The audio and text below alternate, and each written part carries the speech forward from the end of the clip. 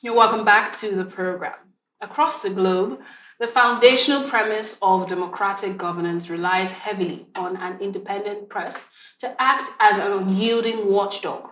Yet, within our regional context, media houses face a unique paradox, balancing the commercial reality of survival with the ethical obligation of holding public officials accountable. Too often, regional reporting becomes either an echo chamber for official state press releases or a purely reactionary cycle focused strictly on immediate crisis rather than deep-seated institutional decay. True development in the Southeast cannot happen in the dark, and it cannot happen without an editorial paradigm shift, moving from mere event coverage to robust, investigative, and solutions oriented journalism that demands transparent public administration. Joining me live in the studio to unpack the critical dynamics of media accountability in regional governance is an award-winning journalist, a champion of solutions-based reporting, and our very own head of news and current affairs here at Afia TV and Radio, Mr. Alex Ogbodo. Welcome to the program, sir. Thank you, Cherry. Good morning. Thank you. Regional media houses face a constant conflict between holding state governments accountable and relying on those same governments for state advertising revenue. How can an independent broadcast station remain financially sustainable without compromising its editorial integrity? I think the first thing that needs to happen is that you have to set the tone for balance. Balance, fairness. If you are reporting a story that usually when you are not reporting any story, when you're reporting a story that is not, if the government does not see that as complementary to them, it can only mean one thing to them. Maybe the opposition has influenced you. But if you always open up for balance, if you're going to do a story about erosion, for instance, there's been that coverage we've been following since last year at Ugwe and Soka, where the flood has been ravaging the roads there and the environs. We've always, tried to get the angle of the government. Yes, we've even saw that they've tried to do something about it, but it doesn't seem to work. And I understand the Commissioner for Works has also visited the site. So if you always carry that story without hearing from them, that would be most unfair. You have to hear from them. I mean, if you are going to call me out for something you perceive that I haven't done well, you need to hear from me. Maybe there's a reason why I haven't done it, or maybe I am doing it, but maybe the results are not yet there. So each time you are reporting the truth, you have to also report it in a balanced way. So over time, anybody that watches your channel will know that you are actually providing the platform for everyone for balance. If you're providing for Mr. A, you also allow Mr. B to have his say. So that way, over time, people will know that you are not just doing this to be sustainable as a brand, but you're also doing it to make an impact in terms of helping the society to see the full picture, not just a part of it. Yeah. Traditional reporting in Nigeria has often been criticized for practicing access journalism, where proximity to political power subtly mutes the sharp edge of accountability. So how do we build a newsroom culture that resists this, especially at the state level? Okay, well, it's hard. If you are state-owned, I don't have research that state-owned media outlets will go critical on their paymasters. It's like using your head to break coconut. You might not be alive or even conscious to eat the coconut. So they are more like echo chambers for the policies and programs of government. Whether the policies and programs are favorable to the people is a totally different ballgame.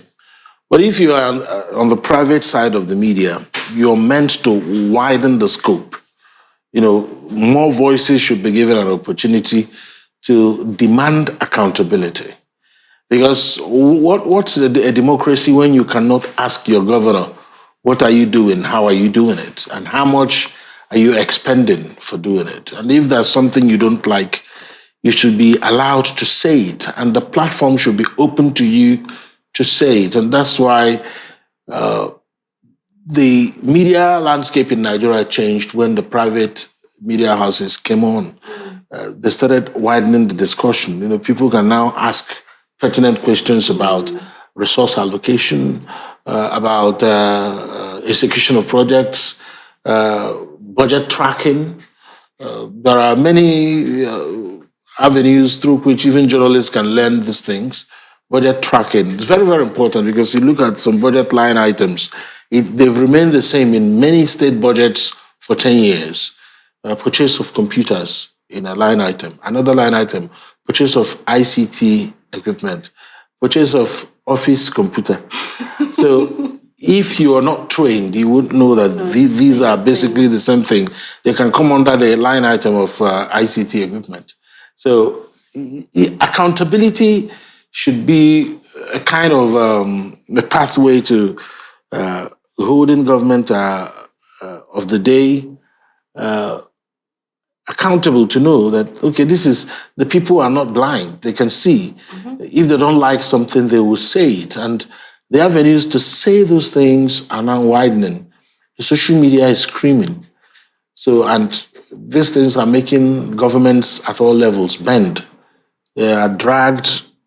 Instagram, Facebook, X, TikTok, everything goes viral, and then they issue a statement that the road in question has been fixed. So you understand that people are getting the feedback about the response and the response of people to their policies, especially those in government.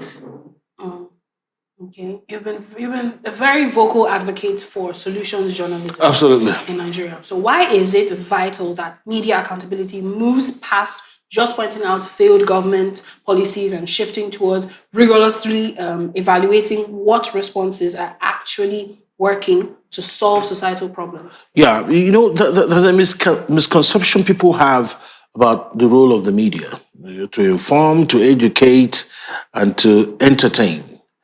But information and education, some people take it too far, because it's within information and education you find issues about news and all sorts of things you do that's recurrent in terms of reports. So if there is, for instance, scarcity of water,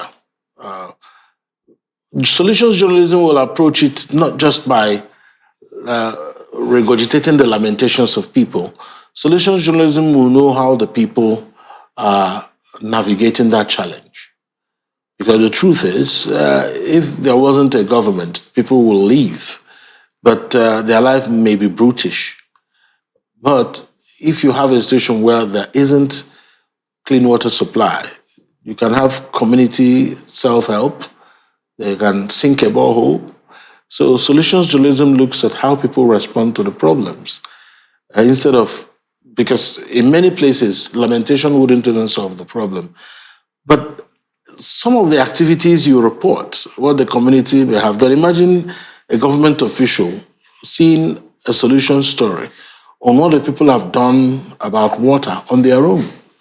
So if you are a governor, it should prick your mind that if I have failed to provide water for them, and they are doing this for themselves, it should prick you to actually do more by providing water in a proper way. You have a pipe-borne water running in the homes. So it's not necessarily about using the media as a gun-wielding platform to shoot at the government. The media is a platform that accommodates both the government and the people. And that's why the press, or the media, is the fourth estate of the realm.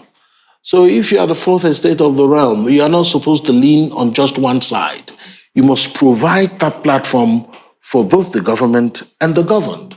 That way there will be balance. If the people say, you haven't built this, the government says, we have built it, they spoiled it, which is also the case sometimes. We installed a transformer at the junction. but your security men didn't secure it and it was stolen. But you're dragging us on social media for not providing electricity. So accountability is not just about the government accounting. People should also be accountable to the facilities provided in their domain. People, you build roads, government will construct roads, and people will be digging on the road. People will be burning tires on the road. So lack of accountability exists both ways. Yeah, and there has been a rapid rise of digital platforms and citizen journalism. So with that, the public is often flooded with unverified news Absolutely. and sensationalized political rumors. So what is the institutional role of a credible news desk in filtering the noise and correcting widespread misinformation without alienating its audience? Yeah, misinformation is something that we must be careful about. Social media provides access to all sorts of people, people with all kinds of interests. All right, there are people with political interests, there are people with different social interests. So if you are supporting Mr. A and you make a post on Facebook about politics, naturally you will lean towards Mr. A. So if you are supporting Mr. B, you want to say something on social media, you will lean towards Mr. B. So a lot of times when the neutrals see this, they tend to take it as news. Someone says, okay, we'll stop all the taxes the current governor is charging. The current governor says, okay, well, you need the taxes to build roads. These are two sides to the story. But depending on the side you are, those who don't want to pay tax will easily align with whoever is telling them they won't pay tax. But those who understand how taxation works, and if you've been in advanced climes, you know that societies actually thrive on people, fulfilling their own part of the bargain. So when people employ these platforms as a venue or avenue for them to sometimes drop unverified information. For instance, I'll give you an instance. During the NSAS, I always use this as an instance. During the NSAS, I think it was 2021, I can't remember. This CCB building, well, some of the irate crowd threw a flaming substance inside one of the rooms, and it was flaming through the window. So someone just made a video just close to that window and said, Enugu is burning. So, but that's just one building, just one window. But Enugu is burning, and people sometimes make a video, people are running. Recently, there was this talk about what happened in Ezagu that never happened. They said they kidnapped people, they are running, and they just framed it in a way that it looked like there was real catastrophe, when in the real sense, nothing happened. To just create a sense of hysteria. And then they have people running helter-skelter.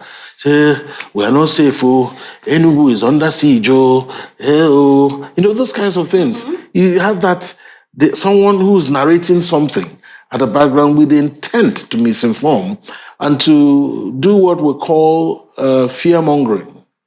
So you spread fear, say, hey, the Fulanese have come again, they are chasing us from our land, or they'll just be doing the phone like this, and people are running. They make it look so weird. So you see it, where you are, you're already having catharsis, thinking that the world has come to an end. Meanwhile, someone sat down to concoct that, to put it out there, because once you put it out there, people will see it. Someone in US, England, Australia will see it, and they'll start calling. These are some of the things our people must learn, that the things you're doing will also hurt your own people. Yes. Beyond the politics you're playing, beyond everything you're doing, if you tarnish the image of your state, it will come back to haunt you. Yeah. So at the end of the day, all these things, some of them are politically motivated. Some are out of outright mischief. Because, misinformation alone just doesn't help anybody. Absolutely. It doesn't. So, investigative reporting requires significant financial backing, specialized skills, and legal protection. That's resources that are often thin in, regional stations compared to national giants. So how can regional media overcome these structural resource gaps to launch deep dive investigations into municipal governance? Yeah, you just have to stay within your means so that you don't overreach. We've been having there was a particular period we did a special on the tertiary institutions in the Southeast, and that of the UNN, caught a bit of the viral thing. Their hostels were not something one can look at all. But as you always know, there are two sides or even more sides to every story. It's not as simple as saying that the school authorities or university management abandoned their responsibility, because you have to dig deep. But the good thing is that after that report, something started happening at the hostels, which is, of course, a pointer to the fact that one of the theories of the press is agenda setting. Agenda setting theory of the press helps you when you signpost an issue. That issue becomes something that those involved and those concerned can pay attention to. You set agenda by bringing it to the front burner, say that this is important. Our children are sleeping in squalid conditions in their tertiary institution. Why is it like that? And all kinds of arguments will come out to show you that, okay, this is the reason.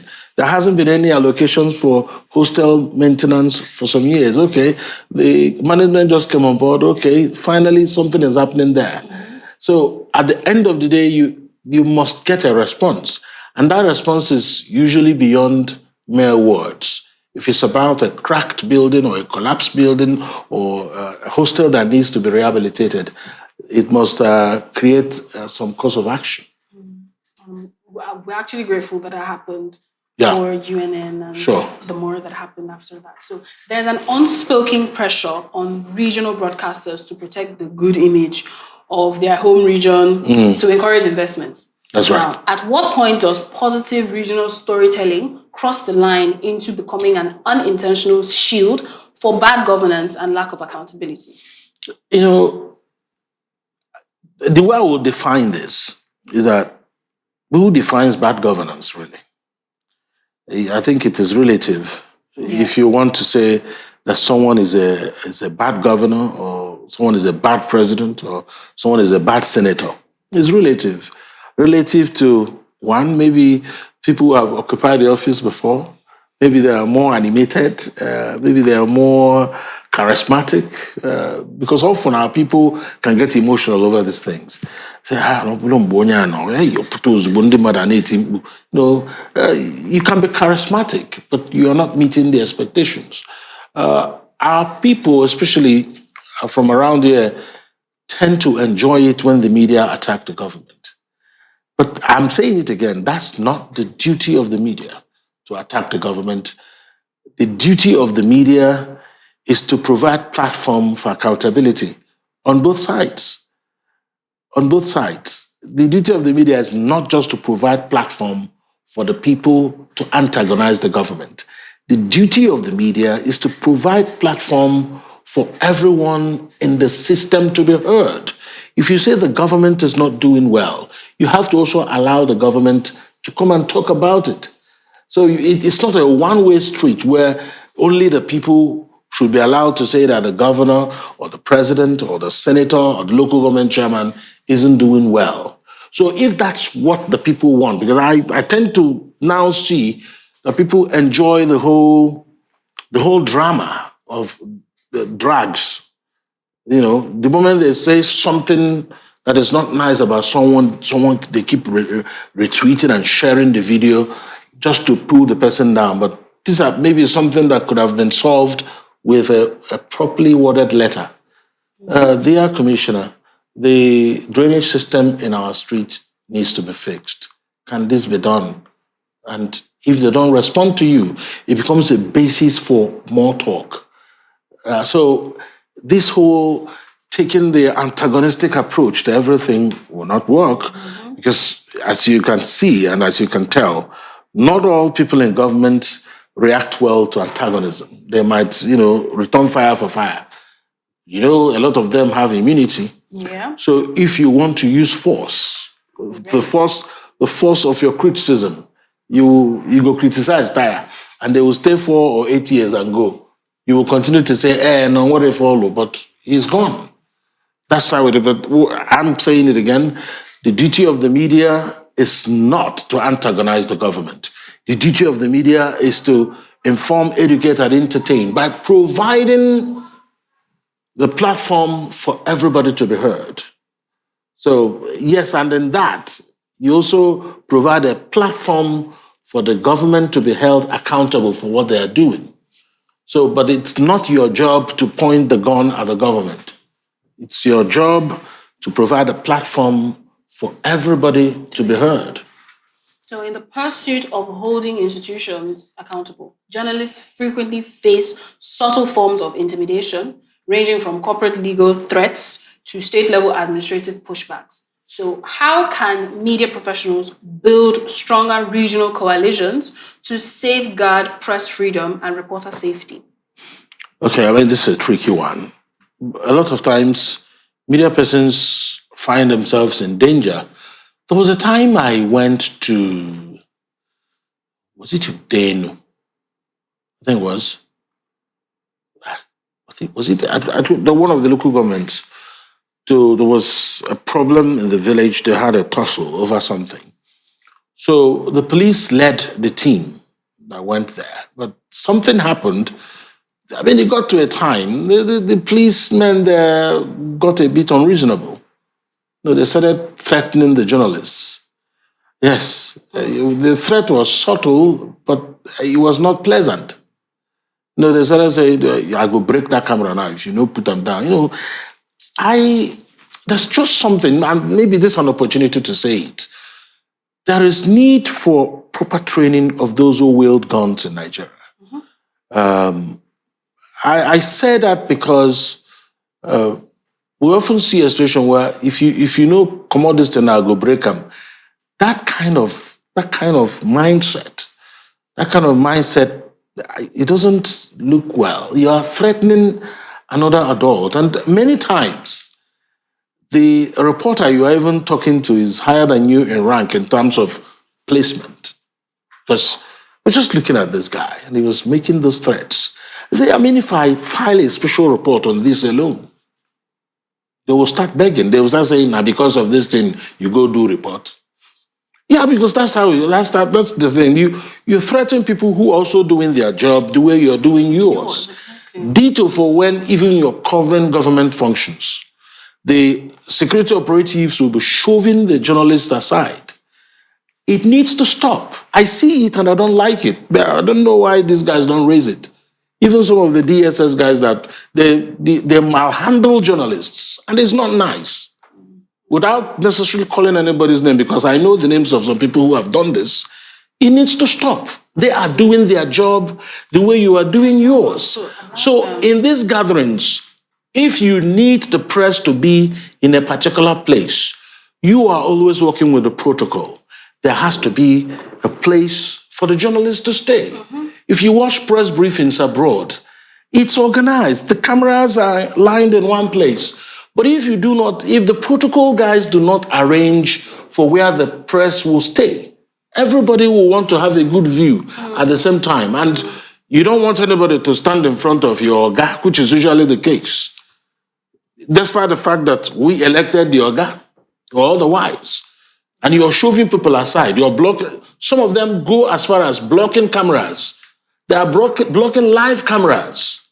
Yes, some of them, their faces show on air, blocking cameras. They know that they are blocking a camera. They come and wear that black hood and block the cameras. That is intimidation. Intimidation is not only when you hit someone. When you obstruct someone from doing his job, that is intimidation. So it needs to stop. And I'm sure a lot of the government house handlers know what I'm talking about. This is not just about one state. All the 5 Southeast states, it happens. They are always shoving people aside, doing all sorts of things. You can actually arrange where the journalists can stay. They have to be organized. And then secondly, if you want order, you insist on a particular number. You don't invite all the journalists in the world and you don't have a proper space for them. So if you want only 10 journalists with their cameras, you have to find a place for them to place their cameras so that they can get a good view of the dignitaries and the crowd.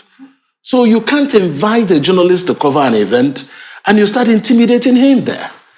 So this needs to be looked at, because a lot of the journalists don't complain about this, but it's very important. They feel bad, they feel humiliated. Yes. Because those doing it are doing it because they are armed. If you're not armed, will you dare to do that? So let's put it in perspective, because apart from the other threats about being in troubled zones or in war zones, journalists face a lot of different kinds of threats. And that's one of those threats, especially those who operate around government functionaries. Okay, so we have less than 1 minute. Okay, so if we look down the line in the next future, what is the ultimate metric of success for regional media in the Southeast? Is it going to be measured by the size of the broadcast audience, or by the structural policy changes we force through our reporting? I think that what you do through your reporting can also set you apart. If people know that you are not taking sides, they will believe you. Yeah, and when people believe you, they want to listen to you, they want to watch you, they want to depend on you for the information. But if they get the impression that you will lean on one side, they won't believe you. They will just say, I know what they will say now. They will say it didn't happen. So at the end of the day, and again, because we don't seem to have a lot of private TV stations in the Southeast. So it becomes a bit tricky, because a lot of people don't have access to, diverse platforms where they can, easily compare. You just have a few, and it hasn't gone round. A place like Lagos, you have many of them. They can easily flip channels and see them. But around here, it leaves much to be desired. Yeah. So they will only bank on the objectiveness of the media houses. You can't hide it. There's a popular cliche here that says, so the truth is clear. The truth is clear. You can't use a microscope to look at the truth. Yeah. It was such a pleasure having you on the program. Thank you, Cherry. Explaining all these things and making it clear. Thank you. Have to close, and that's the much that we can take on the Eastern Business Report. The Afia Business Morning returns tomorrow. Many thanks for staying with us. My name is Cherry Ojukwu. Bye for now.